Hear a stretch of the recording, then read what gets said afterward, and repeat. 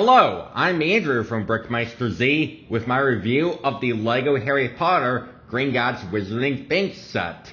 This is set number 76417. It has 4,801 pieces, and it came out in September 2023 for $430. This has been a LEGO set that I've wanted ever since I got Diagon Alley.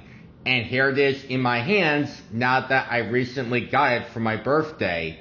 But before I show you the builds, let's take a look at the characters first.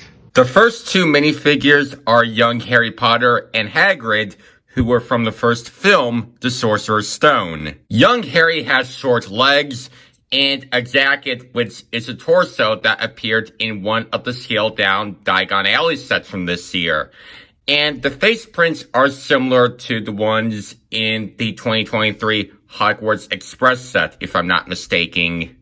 And for Hagrid, this figure has Technic pin arms that connect to his body, as well as short legs on the bottom.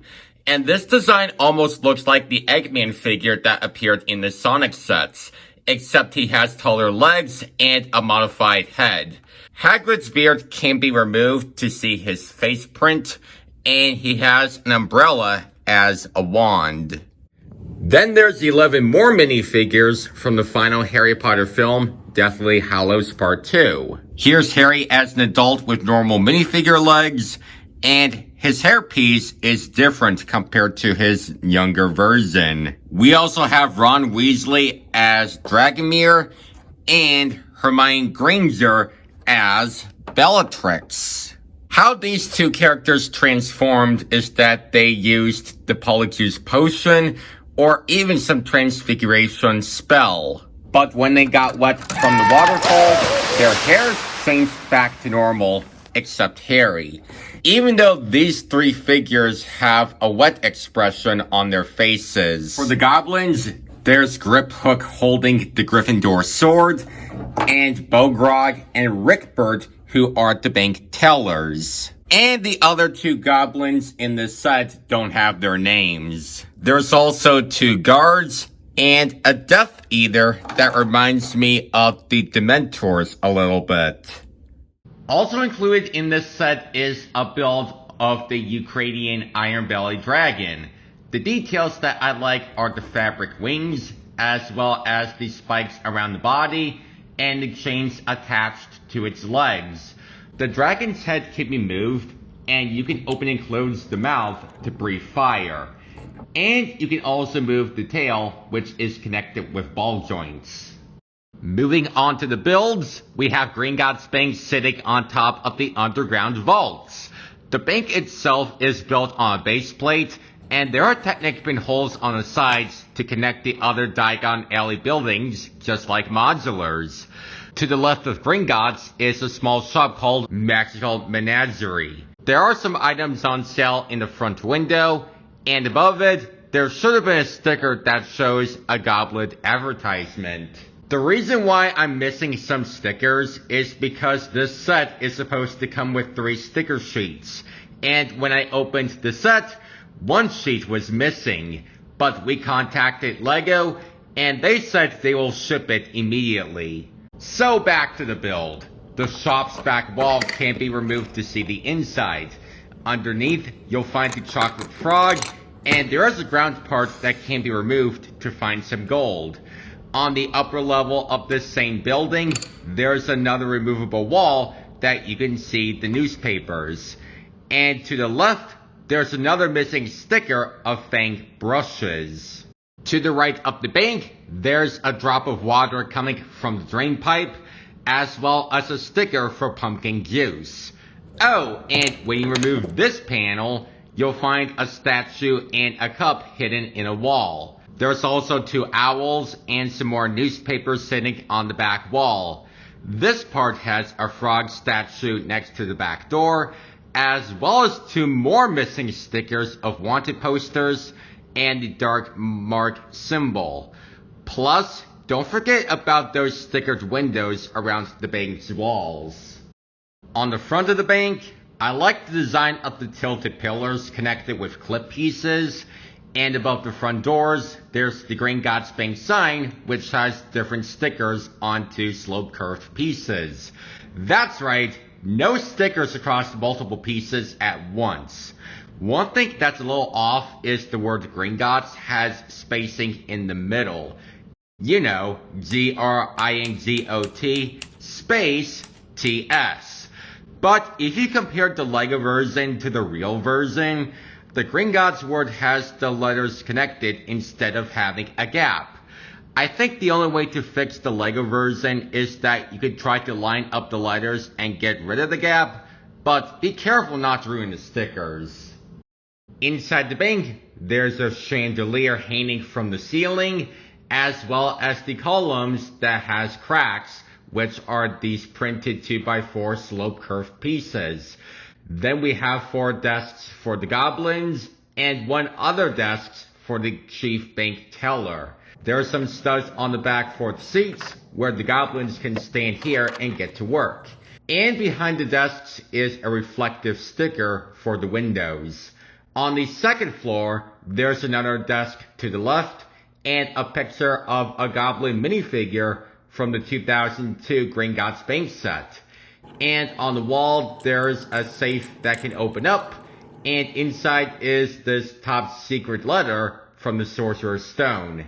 And on the right side, there's some more gold, as well as a treasure chest in the corner. On top of the building, there's part of the roof with broken glass that slides into place. And the sand green dome can be taken off to reveal a small room, including a stickered blackboard that showed the Roman numerals for previous Harry Potter sets, and another one that references the 2002 Gringotts set. Oh, and with those clips attached to the dome, you can connect the Ironbelly dragon like this, and you can recreate the scene from Deathly Hallows when it escapes Gringotts. And that's it for Gringotts Bank. So now let's take a look at the underground vaults. Right off the bat, there is a minecart sitting on those roller coaster tracks. So what does that do? Well, there's a spot to put 2 minifigures in the cart. And what you do is that if you push it forward, it rolls down a circular curve. And this play feature does give me vibes of the Marble Run playsets or some Hot Wheels spiraled racetracks. Along the way, the minecart comes to a stop in front of a red light because it's right next to a vault platform. To make the cart go again, you need to turn a gear which is connected with Technic pieces. And once you've done that, the cart will keep going down the tracks. And when it stops at the bottom, you have the option to roll it backwards up the track, or easily place it at the top. There's some connectors on the bottom that allows you to expand the tracks with this Gringotts Vault gift with purchase set. And that was available if you bought Gringotts on its release day, or spent $130 on select LEGO Harry Potter sets. If you're wondering what's inside the vaults, the first one can open up to reveal gold coins called Galleons. In the second vault, there's a red jewel to represent the Philosopher's Stone. And the third vault has a doubling charm play feature to drop a lot of goblets. Plus, there's a hole up above to refill them. For some other details that you see around the underground cave, there's the waterfall that I mentioned earlier about Ron and Hermione's hairs. There's also a bat hanging upside down onto the tracks. And I like the stalagmites and the stalactites made out of cone pieces with a unicorn horn on top. And these are actually part of a cave/underground rock structure. By turning the vaults around, there's a pitchfork on the wall, a loose chain, a skull head, and a stickered tile for the dragon's feeding schedule. And then there's a crate with clankers that were used to make a loud noise. And yes, with those corner panels above the vaults, this is where you place the Gringotts base plate to separate the models. Oh, and one last thing. This set also comes with 3 galleons on these printed round tiles. And these can be used to deposit in the Gringotts gift repurchase set as a piggy bank, similar to what we saw with the Mario coins in the Pro Plans pipe. And that is it for the entire set. So what are my final thoughts? Well, when I first saw the reveal of the LEGO Gringotts set, I know that $430 seems to be way too expensive for two separate parts. I think a better value to get Gringotts is to only get the bank and the Ironbelly dragon instead of getting the underground vaults. And the half price of this would have cost $215, but that's just my opinion. Other than that, Harry Potter fans will now add Gringotts, which was a missing building from the 2020 Diagon Alley set. And the underground vaults would be really cool to display underneath your LEGO City tables. So let me know what you think about this set in the comments below. Don't forget to subscribe to BrickMeisterZ and turn on notifications to see more videos about my LEGO content. Thanks for watching, and I'll see you again next time. Bye.